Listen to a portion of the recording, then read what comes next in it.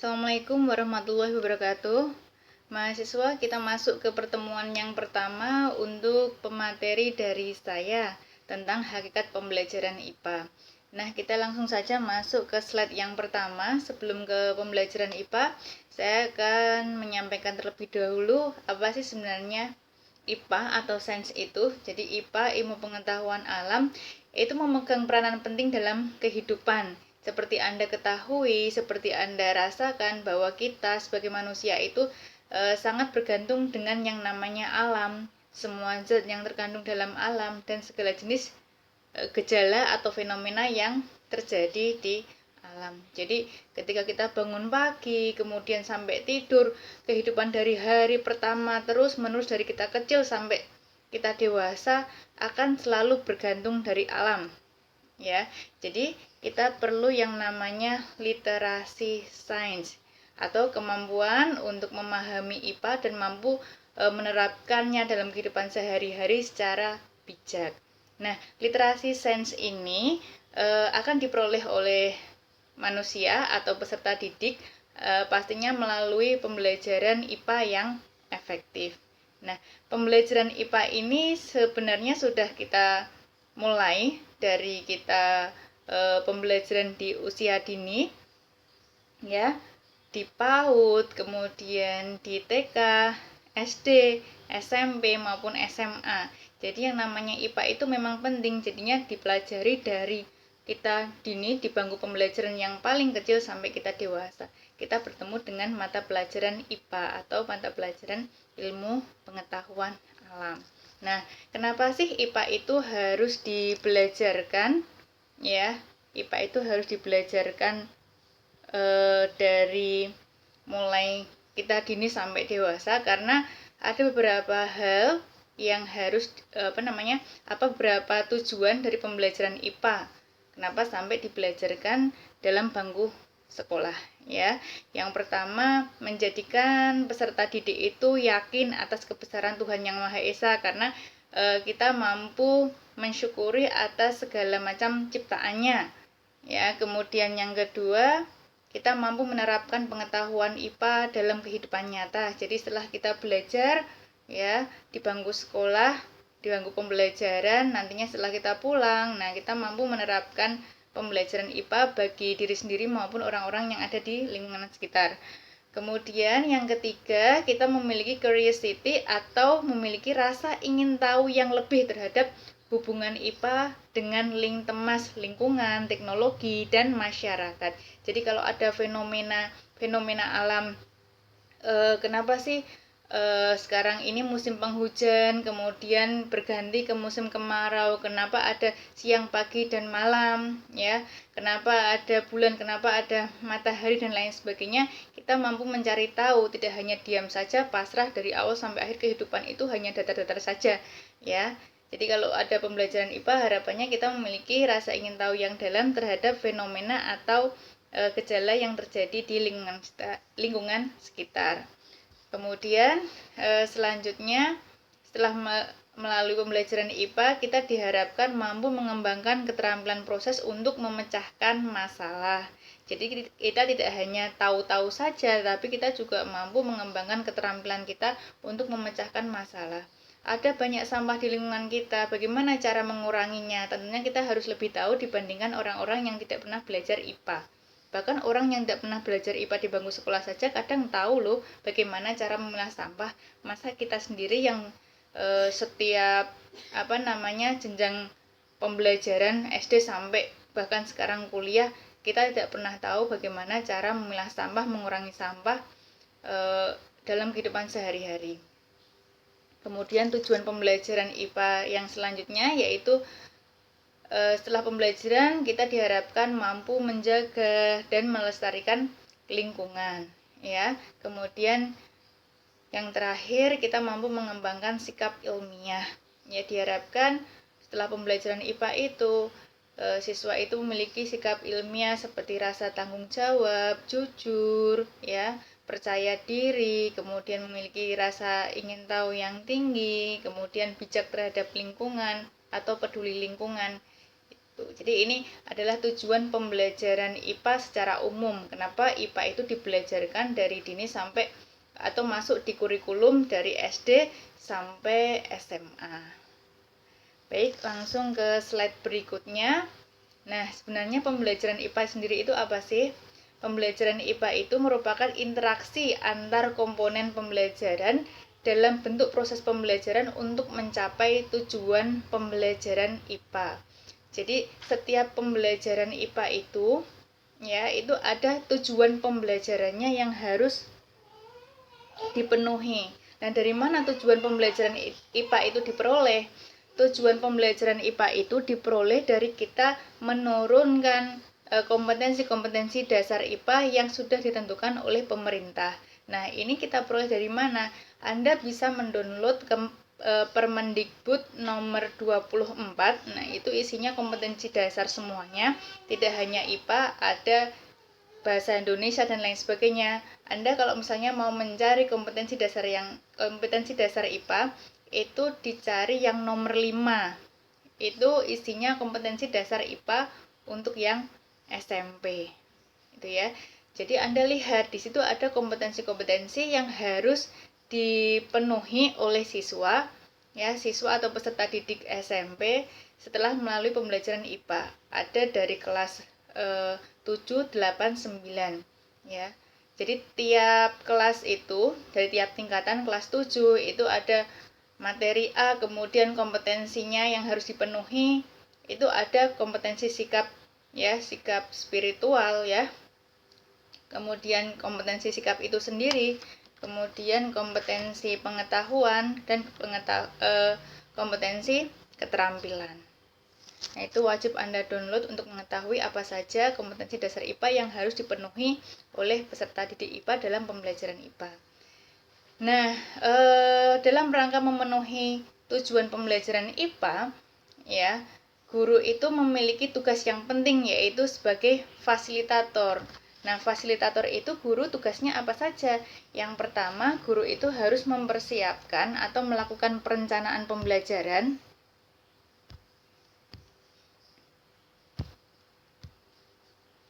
Ya, kemudian yang kedua adalah melaksanakan pembelajaran yang sudah direncanakan. Kemudian yang ketiga kita melakukan penilaian atau evaluasi sejauh mana tujuan pembelajaran itu tercapai. Nah, itu semua dalam suatu proses pembelajaran IPA. Jadi saya ulangi lagi, tugas guru sebagai fasilitator itu tidak hanya ngajar aja. Ya, tidak hanya langsung berada di kelas ngajar dari jam pertama sampai jam kedua. Jadi guru itu harus membuat suatu perencanaan yang matang supaya nanti pelaksanaannya itu lancar dan tujuan pembelajaran IPA yang sudah kita tetapkan itu bisa tercapai semuanya. Ya, tercapai atau tidaknya bisa kita lihat dari mana? Dari penilaian yang sudah kita susun sebelumnya. Nah, kemudian pada proses yang pertama tadi, tahap yang pertama tadi, saya sampaikan ada perencanaan proses pembelajaran IPA. Nah, dalam proses perencanaan proses pembelajaran IPA, guru itu perlu menyusun RPP atau rencana pelaksanaan pembelajaran dengan memperhatikan hubungan timbal balik antar komponen. Nah, komponen-komponen itu apa saja? Yang pertama, bisa kita mulai dari materi pembelajaran. Ya, dari materi pembelajaran yang berwarna hijau ini kita turunkan menjadi sebuah tujuan pembelajaran. Tujuan pembelajaran itu yang menentukan adalah guru. Jadi guru punya kewenangan untuk menentukan tujuan pembelajaran. Tetapi ketika kita membuat tujuan pembelajaran ini tidak ngarang. Ya, kita berpedoman kepada materi pembelajaran dan kompetensi dasar yang sudah ditentukan pada Permendikbud nomor 24 tadi, pastinya yang nomor 5. Nah, dari tujuan pembelajaran yang sudah kita tetapkan, maka kita bisa menentukan strategi pembelajaran yang tepat agar tujuan pembelajaran itu bisa tercapai. Kita tahu tujuan pembelajaran tercapai atau tidak dari mana? dari penilaian hasil belajar siswa yang tentunya menyesuaikan juga dengan materi pembelajaran. Nah, itu akan terus berkesinambungan dari keempat unsur itu. Baik, selanjutnya masuk ke slide perumusan tujuan pembelajaran. Nah, tadi saya sampaikan bahwa untuk merumuskan tujuan pembelajaran, ya, guru tidak boleh ngarang, harus berdasarkan beberapa komponen yang diturunkan dari. Jadi caranya menurunkan kompetensi dasar yang ada di Permendikbud, diturunkan menjadi indikator, kemudian diturunkan lagi menjadi tujuan pembelajaran dengan memperhatikan unsur-unsur berikut ini. Yang pertama, tadi kompetensi dasar ya. Kemudian ada lagi standar isi. Kemudian ada SKL. SKL itu apa? Standar kompetensi lulusan ya. Standar isi dan standar kompetensi lulusan itu bisa Anda download juga pada Permendikbud antara nomor 20, 21, 22, 23, 24. Pokoknya di sini Anda juga perlu mengetahui Permendikbud terbaru ya, karena Permendikbud itu akan selalu direvisi. Dari 2013 sudah direvisi 2014, dan ini yang paling terbaru adalah nomor dari tahun 2016. Anda lihat standar isi itu isinya kurang lebih adalah ruang lingkup materi dari pembelajaran IPA. Ya, standar kompetensi lulusan atau SKL itu isinya keterampilan-keterampilan apa saja yang dituju ya dari lulusan siswa atau peserta didik pada tingkatan SMP. Nah, inilah bedanya guru yang berasal dari perguruan tinggi kependidikan ya dengan guru yang bukan berasal dari perguruan tinggi kependidikan atau guru yang mengajar secara otodidak. Biasanya guru yang mengajar secara otodidak itu kalau misalnya mengajar hanya berpedoman pada buku materi ajar ya, buku materi ajar, kemudian buku itu dibacakan atau langsung dibelajarkan kepada siswa tanpa memperhatikan komponen-komponen ini, gitu ya. Kemudian saya lanjutkan, selain kita memperhatikan kompetensi dasar, standar isi, kemudian SKL, kita juga perlu memperhatikan karakteristik peserta didik, ya, lingkungan sekolah di mana Anda mengajar, di mana pembelajaran itu terjadi. Kemudian kita juga perlu memperhatikan nilai-nilai ya, nilai-nilai karakter yang diharapkan. Kemudian kita juga perlu memperhatikan keterampilan-keterampilan pada abad 21. Jadi maksudnya seperti ini ya. Pembelajaran di tiap daerah itu berbeda-beda ya. Misalnya ini saya jelaskan yang bagian lingkungan sekolah ya. Sekolah di Papua tentunya memiliki kondisi yang berbeda dengan sekolah yang ada di Jakarta. Tentunya tujuan pembelajaran yang ditetapkan guru di daerah Papua itu akan berbeda dengan tujuan pembelajaran yang ditetapkan oleh guru di daerah Jakarta. Ya, Anda bisa paham maksud saya ya. Jadi kalau di Papua itu jauh dari teknologi, ya, jauh dari fasilitas yang memadai. Jadi kita juga perlu membuat tujuan pembelajaran dengan menyesuaikan kondisi di tempat itu. Kemudian kalau misalnya di Jakarta, ya itu perkotaan yang jauh dari kebun, jauh dari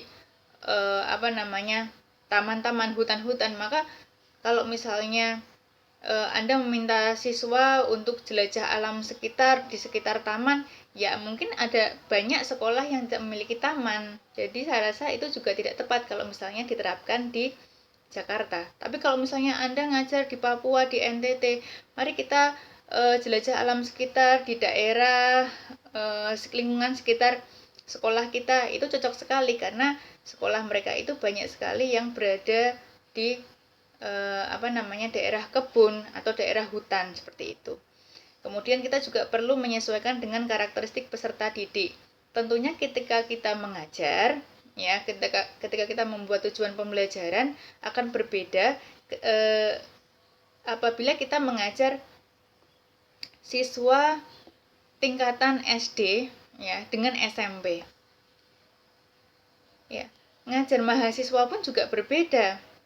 Kalau misalnya ngajar mahasiswa kan hanya diberikan inti-intinya saja, nanti mahasiswa yang mencari sendiri, yang eksplor sendiri karena berbagai macam sumber materi.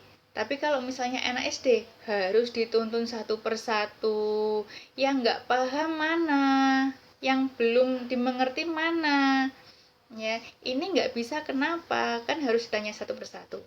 Tentunya kalau misalnya Anda mengajar di tingkatan anak SMP juga Anda juga perlu mengetahui sebenarnya karakteristik peserta didik tingkatan SMP itu seperti apa. Itu ya. Anak SMP itu peralihan dari SD yang berlarian ke sana kemari menjadi remaja ya di masa puber, yang ada yang malu-malu, kemudian ada yang sedang caper menunjukkan jati diri dan lain sebagainya. Itu juga perlu Anda pelajari ya, agar pembelajaran yang Anda sampaikan itu juga sesuai dengan karakteristik tingkatan usia mereka. Ya, kemudian untuk pendidikan karakter dan keterampilan abad 21 akan saya sampaikan pada slide berikutnya. Nah, pendidikan karakter itu juga perlu diintegrasikan pada tujuan pembelajaran. Kenapa? Karena kesuksesan manusia itu juga selain dipengaruhi oleh hard skill, juga dipengaruhi oleh soft skill. Nah, soft skill itu akan terlihat dari nilai-nilai karakter yang dimiliki oleh seorang lulusan. Jadi yang namanya pendidikan karakter itu juga perlu diterapkan atau diintegrasikan dalam pembelajaran. Nah, sebenarnya karakter itu banyak sekali ya. Namun ini bisa disesuaikan pada karakteristik materi dari IPA. Ada 12 di sini menurut yang saya kutip dari referensi. Yang pertama ada rasa ingin tahu ya, kemudian yang kedua adalah kerja keras, yang ketiga jujur, yang keempat disiplin, yang kelima demokratis, yang keenam mandiri, yang ketujuh menghargai prestasi, ada semangat kebangsaan juga, berani atau kritis ya, kemudian kreatif. Ini kreatifnya double, mungkin ini ada yang belum saya edit ya, nanti akan saya perbarui. Kemudian yang terakhir adalah karakter peduli lingkungan. Kemudian yang terakhir, nah ini keterampilan abad 21. Tujuan pembelajaran yang kita susun ya, itu juga mengacu atau mengarah kepada keterampilan-keterampilan yang harus dimiliki oleh seorang peserta didik ya setelah melalui pembelajaran IPA. Nah, dalam keterampilan abad 21 ini ya, ada 3 hal yang perlu diintegrasikan dalam pembelajaran. Ya, yang pertama adalah kecakapan atau keterampilan hidup dan berkarir, kemudian yang kedua adalah keterampilan belajar dan berinovasi, kemudian yang ketiga keterampilan menggunakan teknologi dan media informasi. Keterampilan hidup dan berkarir itu ya, siswa diajarkan untuk bisa hidup survive dalam lingkungan mereka ya. Mereka mampu beradaptasi, ya, mampu mengarahkan diri, mengontrol diri, mampu berinteraksi sosial, kemudian mengetahui lintas budaya, produktif, ya, kemudian akuntabel, bertanggung jawab, ya, memiliki jiwa kepemimpinan dan memiliki jiwa sosialisasi yang tinggi. Kemudian yang kedua, keterampilan belajar dan berinovasi. Ini maksudnya adalah keterampilan berpikir kritis, ya, mampu memecahkan masalah, mampu berkomunikasi dan mampu berkolaborasi dengan orang lain ya, berkolaborasi dengan pihak manapun, memiliki kreativitas yang tinggi dan mampu berinovasi. Kemudian yang terakhir, keterampilan menggunakan teknologi dan media informasi ya, seperti memiliki mengembangkan literasi informasi, literasi media dan literasi teknologi, kemudian literasi komunikasi, karena pembelajaran saat ini sangat bergantung dengan yang namanya perkembangan teknologi dan informasi. Jadi keterampilan abad 21 ini sangat penting karena kehidupan kita saat ini memang syarat akan pengembangan teknologi dan informasi.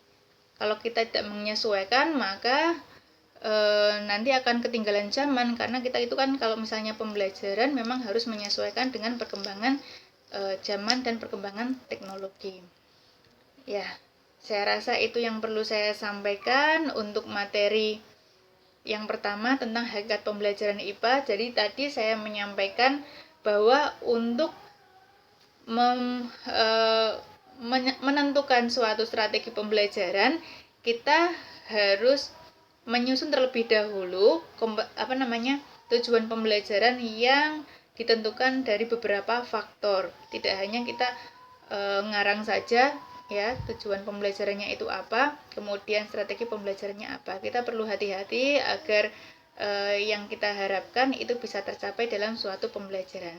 Kiranya itu yang bisa saya sampaikan. Saya tunggu kritik, sarannya, komentar yang baik, komentar yang positif. Nanti bisa Anda sampaikan pada kolom komentar YouTube.